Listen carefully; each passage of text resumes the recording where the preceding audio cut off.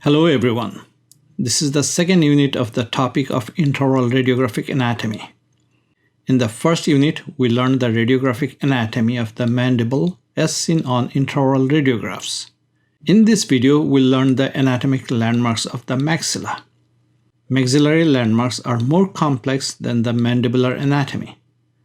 Therefore, this unit is going to be a bit longer. Similar to the mandibular unit, I'll show you multiple images to ensure that you learn different variations of normal anatomy and also the differences due to projection geometry. Similar to the mandibular unit, I'll start from the area of the molars. Similar to mandible, maxillary molar radiographs have many landmarks and many variations. Actually, there are more landmarks on the maxillary molar regions. There will be only a few landmarks on the premolar and canine regions. So we'll go through the premolar and canine regions quickly. Similar to the mandibular incisor region, the maxilla also has many landmarks on incisor radiographs. I would say maxillary anterior region is more complex than the mandibular anterior region. Without much delay, let's start with the anatomic landmarks. Let's look at this section of this skull. On the distal aspect of the maxilla, we have a vertical bony structure called pterygoid plate. On some molar radiographs, you will be able to see the pterygoid plate. On the inferior part of the pterygoid plate, you will see a bony projection similar to a matchstick. This is called the hamular process. A few millimeters mesial from the hamular process is the maxillary tuberosity. Let's review this landmark on a maxillary left posterior radiograph. On this maxillary left molar radiograph, we have recorded the first and second molars. The third molar is missing. On the distal aspect of the edentulous third molar region, we have the outline of the maxillary tuberosity. A few millimeters from the tuberosity is a vertical bony structure called the hamulus or hamular process. We have another maxillary left molar radiograph. We have a retained root tip of the third molar. On the distal aspect of the third molar is the curved appearance of the maxillary tuberosity. A few millimeters from the tuberosity is the vertical hamular process. On the mesial aspect of the hamular process is a conical bony depression known as the hamular notch. Now we are going to review the hamular notch. There are two types of hamular notches. The conical bony depression that we saw on the previous slide is the anatomical hamular notch. If you put your finger in the patient's mouth, your finger will reach only up to a soft tissue depression. This soft tissue depression is called the clinical hamular notch. Adjacent to the hamular notch is a straight radiopaque line.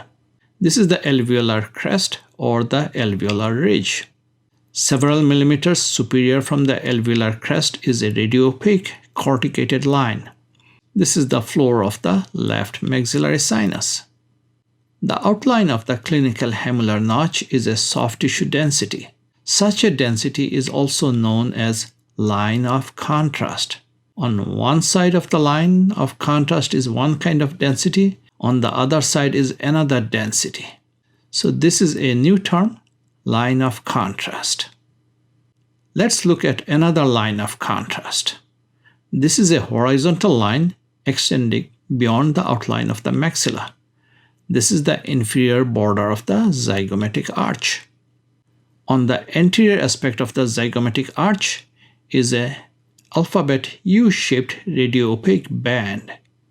This is known as the zygomatic process of the maxilla. On some radiographs, the shape may be similar to an alphabet J or a fish hook. On this molar radiograph, the curved outline is the floor or wall of the maxillary sinus.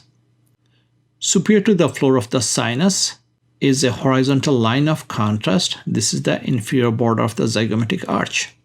On the anterior aspect of the zygomatic arch, where the arch begins, is a J-shaped radiopaque band. This is the zygomatic process of the maxilla. On the distal aspect of this image is a radio-opaque entity. This is the coronoid process of the mandible. This is the only part of the mandible that can be recorded on a maxillary radiograph. This picture of the skull shows why we recorded the coronoid process on the maxillary radiograph. During maxillary molar radiographic examination, the patient is asked to open the mouth wide.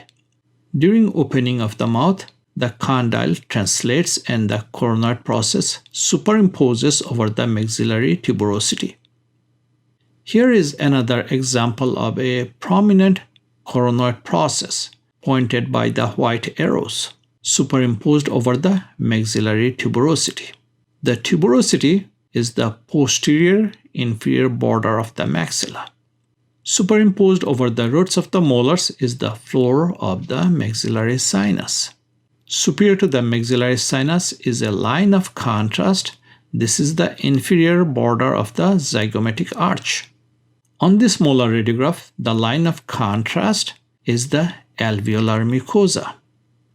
Superior to the mucosa is the alveolar crest. Further superiorly, we have the inferior border of the zygomatic arch.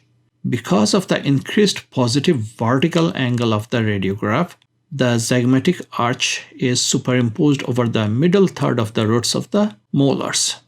Further superiorly, we have the floor of the maxillary sinus. A J-shaped radioopacity is the zygomatic process of the maxilla. On the inferior view, we can see that the zygomatic arch is made up of three bones: the maxilla, the zygoma, and the temporal bone. The location of the bony unions is called the sutures. I'm pointing the location of the zygomatico-temporal suture.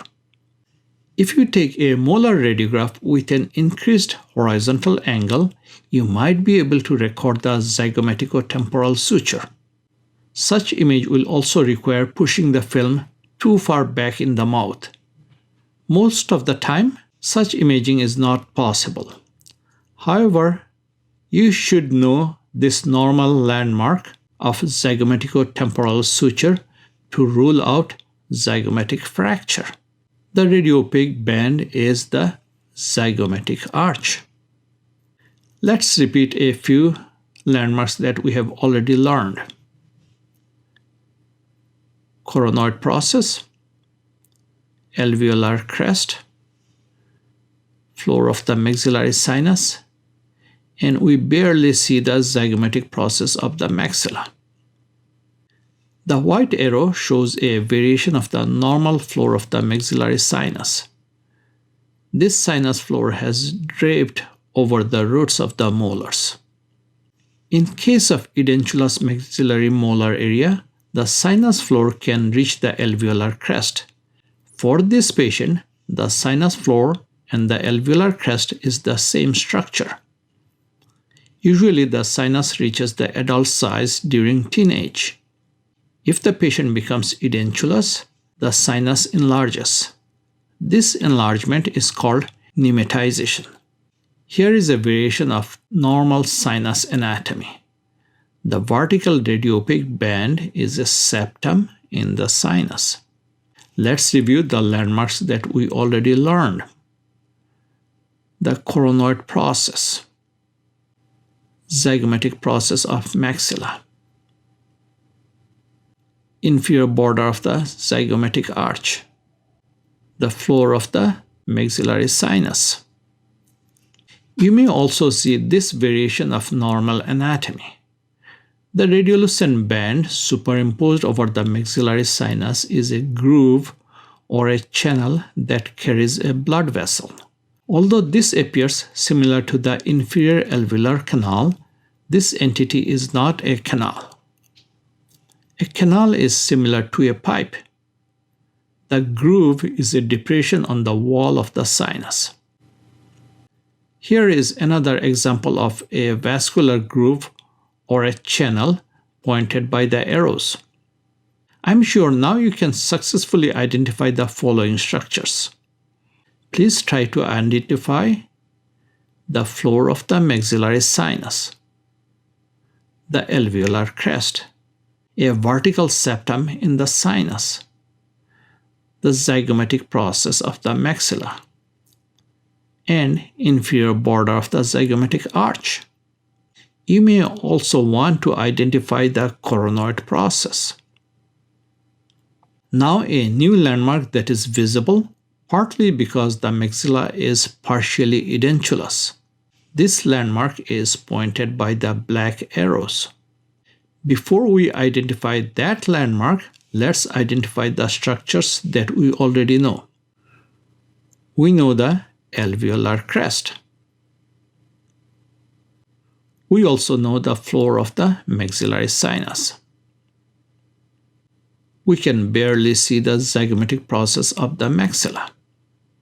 Now let's identify the landmark pointed by the black arrows. This is a thin horizontal radiopaque line. This radiopaque line is the floor of the nasal fossa. The clue to identify the floor of the nasal fossa is that it is a horizontal radiopaque line located several millimeters superior from the floor of the maxillary sinus. The inferior border of the zygomatic arch is a line of contrast. The floor of the nasal fossa is a radiopaque line, not a line of contrast. Here is another example of the floor of the nasal fossa pointed by black arrows. This is a horizontal radiopaque line. Let's review a few more landmarks. Floor of the maxillary sinus, zygomatic process of the maxilla, inferior border of the zygomatic arch. Now let's review several landmarks from this single periapical radiograph. There are several multiple horizontal lines in the posterior maxilla. This is the alveolar ridge or the alveolar crest. If we move up a few millimeters from the alveolar crest, we see the corticated border of the floor or wall of the maxillary sinus. Slightly superiorly, we see the line of contrast as pointed by the arrows. This is the inferior border of the zygomatic arch. We see the J or U-shaped radiopaque band. This is the zygomatic process of the maxilla. Most superiorly, we see a horizontal radiopaque line. This is the floor of the nasal fossa. On the posterior part of the maxilla, we see the maxillary tuberosity. Also, we barely see the anatomical hamular notch. Let's review one more radiograph. The arrow is pointing to the pterygoid plate. I think you can easily identify the coronoid process now. Do you think there is a resorption of the coronoid process as shown by the dark area pointed by the arrows? Also, can you identify the alveolar crest, the floor of the maxillary sinus, inferior border of the zygomatic arch, the zygomatic process of the maxilla, and floor of the nasal cavity? In a few slides, I have the answers. Before you go to that slide, please try to identify these landmarks. Coming back to the first question, is there a resorption of the coronoid process? The radiolucency that we saw on the previous slide is the clinical hamular notch. There was no resorption of the coronoid process. On this radiograph also, you can identify the clinical hamular notch. In this radiograph, the clinical hamular notch has extended past the coronoid process. Now I have answers to the questions that I had posed earlier. The radiolucency superimposed over the coronoid process is the clinical hamular notch. The radiopaque line near the roots of the molars and the premolars is the floor or wall of the sinus. The line of contrast is the inferior border of the zygomatic arch.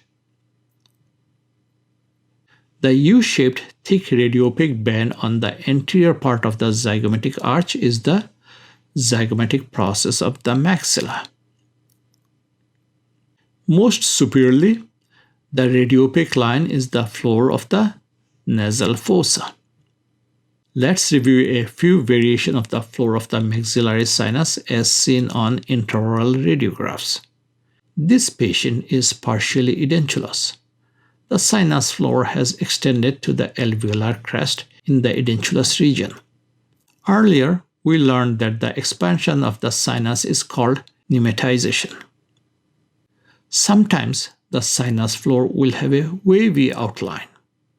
Sometimes the sinus floor is relatively flat. This is also a variation of normal anatomy. And in this edentulous region, the sinus floor has pneumatized into the alveolar bone. We reviewed more than 30 slides on maxillary molar region. We did this because anatomy in the maxillary molar area radiographs are very complex. Let's move to the area of the premolars. In the canine or premolar region, the superimposition of the anterior wall of the maxillary sinus, as pointed by the red dotted line, and the floor of the nasal fossa, as shown by the yellow dotted line, creates a radiographic appearance of an inverted Y. This is only a radiographic appearance. Here is another example of the inverted Y line on the right side. The arrow A shows the floor of the nasal fossa. The arrow B shows the anterior wall of the maxillary sinus. Again, the inverted Y is only a radiographic finding. On the canine region, we may see a line of contrast running at an angle in an oblique direction, from the anterior to the posterior. This line of contrast crosses the border of the alveolar crest. This is the nasolabial fold. Based on this landmark, it is possible to identify whether this radiograph is from the right or the left side. Looking at the face of the model, we know that this radiograph belongs to the left side of the jaw. If this was from the right side, the nasolabial fold would have been in the opposite direction and the opposite orientation as shown by the blue lines. Let's also review the presence of the inverted Y line. Here is another example of the nasolabial fold, a line of contrast extending past the outline of the maxilla. We'll use this single maxillary incisor radiograph to learn several radiographic landmarks. At the midline of the maxilla, there is a V-shaped radiopaque structure. This is the anterior nasal spine. From the anterior nasal spine, a radiopaque band extends bilaterally. This is the floor of the nasal fossa. In the midline, there is a circular or oval radiolucency located between the roots of the central incisors. This is the incisive foramen, also known as nasopalatine foramen. I encourage you that you learn different names of the same structure. Once you identify the incisive foramen, you may be able to see the vertical radiopaque bands. These bands represent the walls of the nasopalatine canal, also known as incisive canal. Inferiorly, the canal opens in the incisive foramen. Superiorly, the incisive canal has two foramina, one on each side of the vertical radiopaque band, which is the nasal septum. The superior foramina of the nasopalatine can be best seen if you increase the vertical angle of the X-ray tube. At the midline, superior to the nasal floor, is a thick radiopaque band that represents the nasal septum.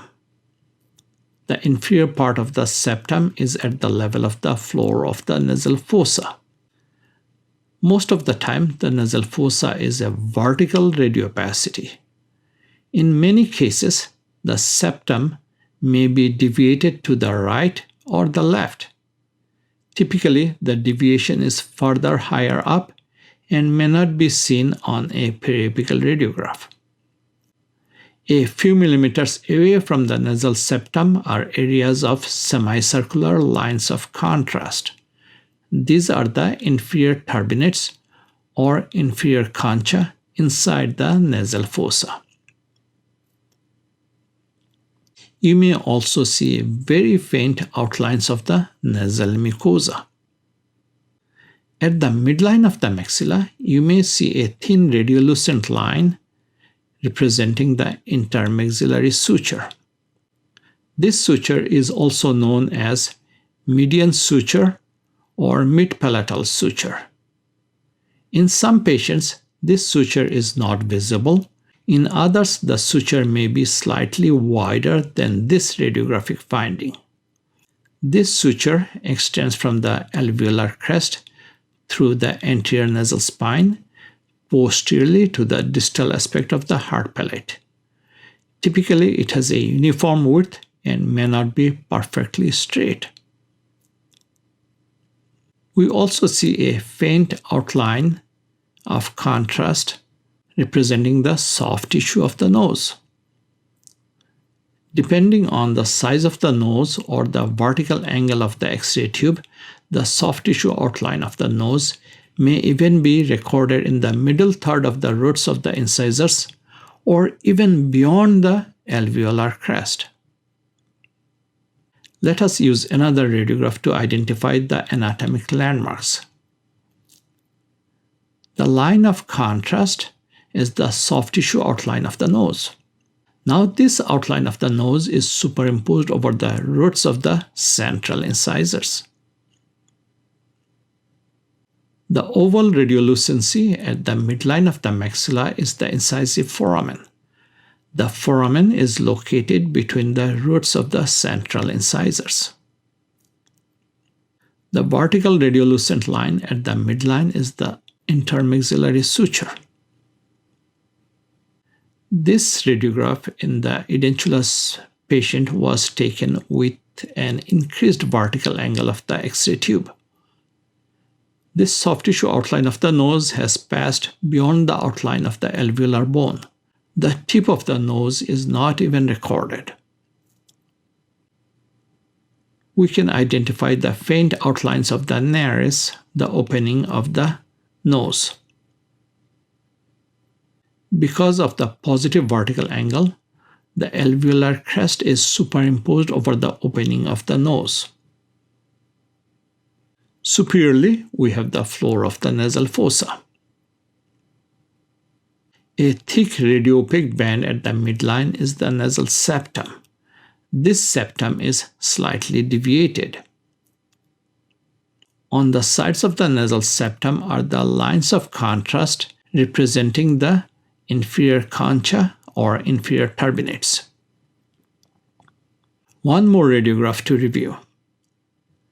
The oval radiolucency between the two central incisors is the incisive foramen.